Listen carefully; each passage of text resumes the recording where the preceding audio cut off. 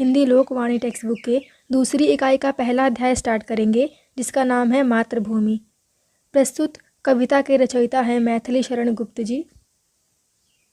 इस कविता में मैथिली शरण गुप्त जी ने हम सबकी मातृभूमि भारत माता का गौरवगान किया है और उन्होंने भारत भूमि की हरितिमा यानी कि चारों ओर छाई हुई हरियाली, नदी, सागर, फल फूल, चांदनी प्रकाश आदि का बहुत ही सुंदर वर्णन किया है।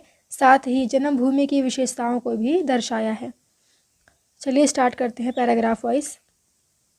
फर्स्ट पैराग्राफ है, नीला अंबर परिधान हरित पट पर सुंदर है, सूर्य चंद्र युग मुकुट मेखला रत्नाकर है। नीला अंबर यानी कि नीला आकाश, परिधान यानी कि वस्त्र धारण करना, हरित अर्थात हरा, पट यानी कि वस्त्र, मेखला यानी कि करधनी जिसे कमर में पहना जाता है।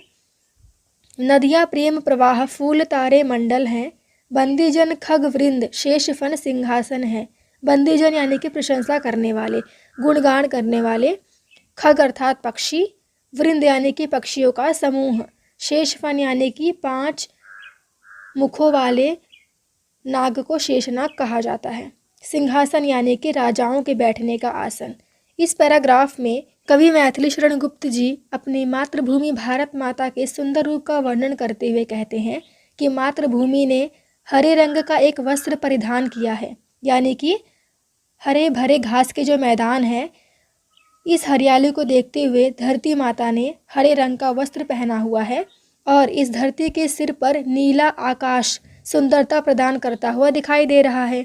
आसमान में उदय होने वाले सूर्य और चंद्रमा इस मातृभूमि के युग मुकुट हैं, यानी कि उनके सिर पर जो मुकुट है वो सूर्य और चंद्रमा के समान प्रतीत होते हैं और समुद्र कमरबंध के रूप में उनकी सुंदरता बढ़ा रहा है। कवि कहना चाहते हैं कि अपनी मातृभूमि पर प्रेम रूपी प्रवाह के साथ संपूर्ण नदियां बह रही हैं, यानी कि जो ये नदी है यह प्रेम रूपी है और चारों ओर सुंदर फूल खिले हैं। रात के समय आसमान में प्रकाशित होने वाले तारों से मातृभूमि का सुंदर रूप और भी सुंदर दिखाई देता है। तरह तरह के पक्षियों का समूह अपने मधुर शब्दों में, अपने मीठी आवाज़ में मातृभूमि की महानता का गुणगान कर रहे हैं और शेषनाग का फन ही मातृभूमि का सिंहासन है। अगला पैराग्राफ है, करते अभिषेक पयोद हैं बलिहारी इस देश की। पयोद अर्थात बादल, बलिहारी यानी कि न्यौछावर करना। हे मातृभूमि तू सत्य ही सगुण मूर्ति सर्वेश की।